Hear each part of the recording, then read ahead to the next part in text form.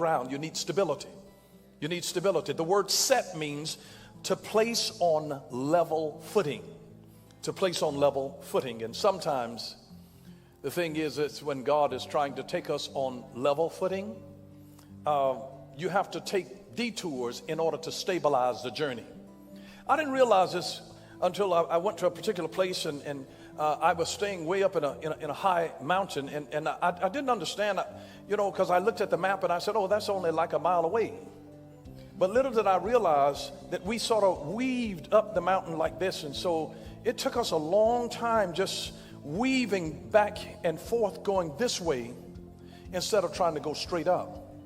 But they were taking us on the most level path so that we didn't have to have such a steep incline, and it was dangerous to just try to go straight up the mountain. So they took us on the level path, but it was winding like coils, backward and forward, like if you're going to the airport and have to go through queues and just, all of this. The detour was designed for my safety. And whenever there are detours that you have to take in life, they're designed for your safety. While you're concerned about speed, God is concerned about your safety. He wants to get you safely to the destination. So he takes you the scenic route. And here's what I discovered is that oftentimes your acres of diamonds, some of your greatest treasures, are things that are learned along the journey that God has planted for you. I learned this a number of years ago, that the greatest lessons of life are not learned in a course, they are learned on a course. They're the people that God will plant on your journey for you to be able to meet, because either they carry something for you or you carry something for them. That's why you got to keep your eyes open, your ears open, your spirit open, and you got to be discerning, looking and searching for an opportunity. Is this my look up here? You will be surprised. You don't know when you're in the right place at the right time that God will give you a divine hookup. He will connect you to somebody that knows somebody, and it can get you out of a dead-end job into the place of your destiny just because of somebody that they know. I was at the home of Mark Burnett out in Malibu. That's the president of MGM Studios. And when I had him to share just a little bit of his story, I said, how did you start? He's from Britain. I said, how did you get from there to here? He said, I started out as a nanny working for rich folks. A grown man was a nanny for rich folks. That was designed to be his journey. But he carried in him his acres of diamonds. And while he's there, he's just started sharing some of his idea. And the guy said, hey, yeah, I know people. Man, that sounds like a great idea. I'm going to hook you up with somebody that I know. And one thing led to another, but it was because he was serving as a nanny. That nanny position didn't look like it had anything to do with doing what he was doing. And then he wound up with 8 hit shows in primetime television. 8. Are you smarter than a 5th grader? 8. The one out there in the Pacific where they were out there, in the Great Adventure. 8 of them. And he was sitting there working as a nanny, but carrying acres of diamonds. Didn't have the money, but he had the diamonds. And you got to realize when you're carrying something, and he could have felt that my being over here working as a nanny has nothing to do with where I'm going, and it has everything to do. Because sometimes God has your pivot point in disguise that doesn't look like anything, and that's why you got to serve with excellence on the level where you are. You got to serve with excellence on the level where you are. Somebody will see you diligently serving where you are. And I'm just telling you, God has eyes on you right now, that somebody is considering you. And God will put your name on the lips of people that you may not even know, but somebody has been taking notice of you. How you do anything is how you do everything. And that's why I said, serve with faithfulness. Faithfulness and gratefulness. Faithfulness and gratefulness. This is not my ideal job, but I'm going to be faithful here until something else opens up. I'm going to serve this. I'm going to be on time. I'm going to put in an honest day's work. I'm going to be as creative as I can, because if they see you going above the call of duty on this level, when another opportunity opens up, guess who's going to be on the lips of somebody? They say, hey, I noticed somebody that's over in this department. Have you considered so and so? I think that they'd work out great in this position. That's why you ought to serve in the level where you are and realize it may look like a detour, but it is in that detour that you learn a work ethic. It is in that detour that you learn how to do some of the principles of the thing. It is in that detour that you have compassion on people who are at the bottom, because you started at the bottom and now I'm here. But you got to realize that there's some other people that once you get here, you got to become the door opener and say, hey, now I can open the door and make an opportunity for somebody else. Because God's answer to every problem is always a person. I said God's answer to every problem is always a person. The problem is always the wrong person in the wrong place at the wrong time doing the wrong thing, and God's answer is always the right person in the right place at the right time doing the right thing. Lay your hands on your chest right now. Say, I am an answer. Come on, say it again. I am an answer. Lay that hand on that chest. Say, I am an answer. You're an answer. If you're not an answer, you're part of the problem. But I believe that you're a part of the answer. I believe that you're part of that acres of diamonds. You've got acres of diamonds on the inside of you. Listen, don't get your self-worth from your net worth, because your net worth right now may not be matched up with your real self-worth. But you carry your self-worth here, because you are the wealthy place. It's not something you find out there. You can go search in the world.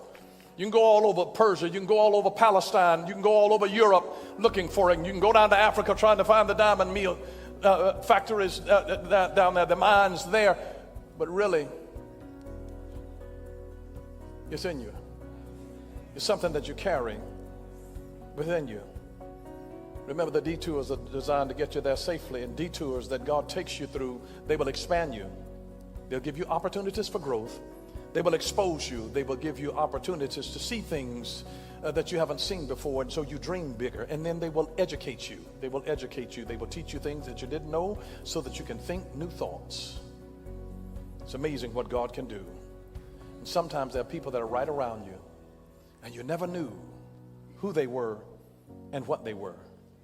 Because most of us know Doubting Thomas as Doubting Thomas. It's amazing that his little doubting incident branded his whole life. And most people, when they refer to Thomas, that disciple, they refer to him as Doubting Thomas. Well, he wasn't always a doubter.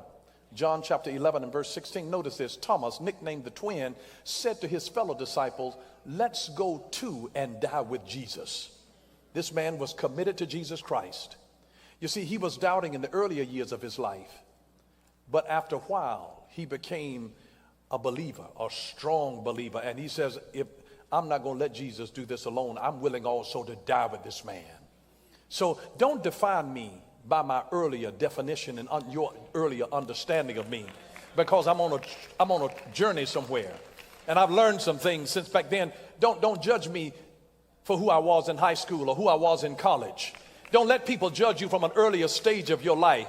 Because, we grow, we learn, we become more compassionate. Yeah, we all did stupid things while we were younger, but now, listen, don't judge me by that, because I've been through the journey. It is the journey that has things that will mature you and change your perspective and tenderize your heart and build courage and build compassion in you and build an understanding in you and strip away the frustration, because now you understand why they do what they do.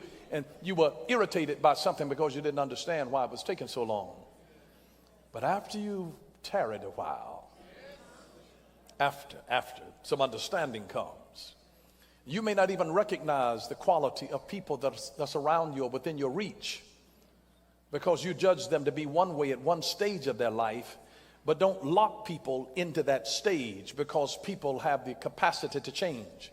In Acts chapter 15, Paul and Barnabas, who had been wonderful partners in ministry and great friends, they got into a terrible dispute over John Mark, because John Mark was fickle, and they were on an earlier missionary journey. And John Mark said, "I'm homesick. I'm leaving." And so he abandoned the thing. And so Paul said, "I don't mention John Mark to me." He said, that you can't depend on John Mark. He's fickle. They said, take that dude. I mean, that dude left us last time. He's not going with us. Anyway, he said, Barnabas, look, we were partners, but dude, don't call me no more. Take my number out your contacts. Don't call me anymore. And you never hear again Paul and Barnabas. But Barnabas, that means encourager, took somebody who had made bad decisions, who was immature, and out of his spontaneous thinking did something that then marked his life. And because Barnabas wouldn't give up on him, Barnabas saw that he was a diamond in the rough. And he spoke to them, and he got a flow of the Spirit of God out of it. And this is where we find in 2 Timothy chapter 4 and verse 11, the Apostle Paul writing to Timothy says, only Luke is with me, but he says, get Mark, this is John Mark, and bring him with you, for he is useful to me for ministry. This is the same Paul that says, don't ever mention that dude to me again. And now he says, he's useful. He's profitable for ministry. He says, bring him with you. I like that dude. God turned it around. See, how you start is not how you finish. So my question to you is, can you see treasure in the people that are closest to you? Can you see the treasure in the people that are closest to you? And I want you to understand this principle, that God uses the pressure from your past to form the treasure of your future. Your past is a diamond mine. You do know that diamonds are nothing more than carbon under pressure. And God uses the pressure from your past to form the treasure of your future. Your past is a diamond mine. Everything that you've been through, God will use where you've been and things that you've learned along the journey, people that you have met. It's a part of your diamond mine. Your diamond mine. What's hidden in your house? Because everything that you need in order to produce the future that God has intended for you, you already carry the seeds of it right now. You carry the seeds of it right now.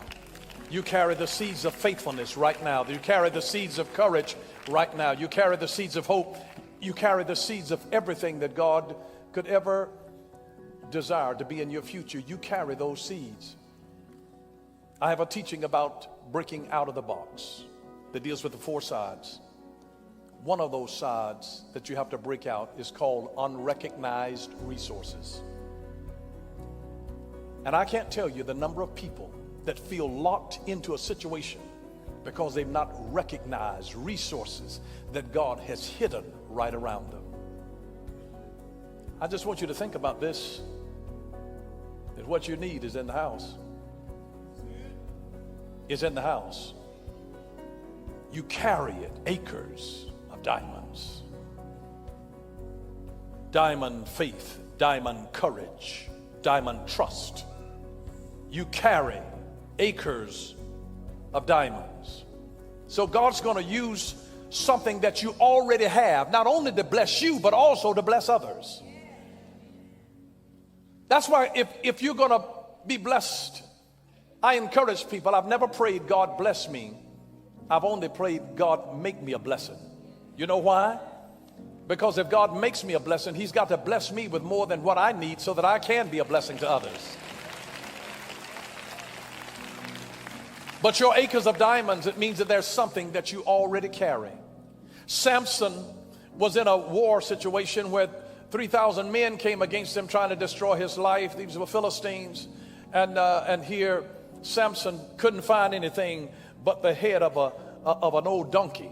And he took the jawbone of a donkey and killed 3,000 men using what he had.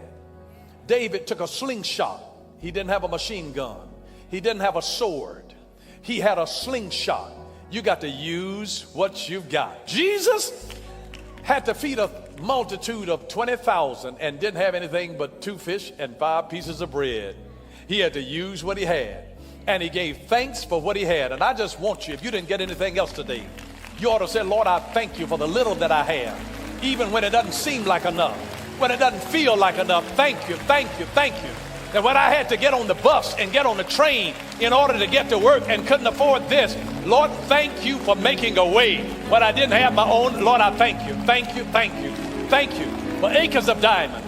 I pray in the name of Jesus that God would so open your eyes to possibilities, to show you the rich treasure of relationships, for opportunities, for deals, for things that really are not hidden from you, they are hidden for you.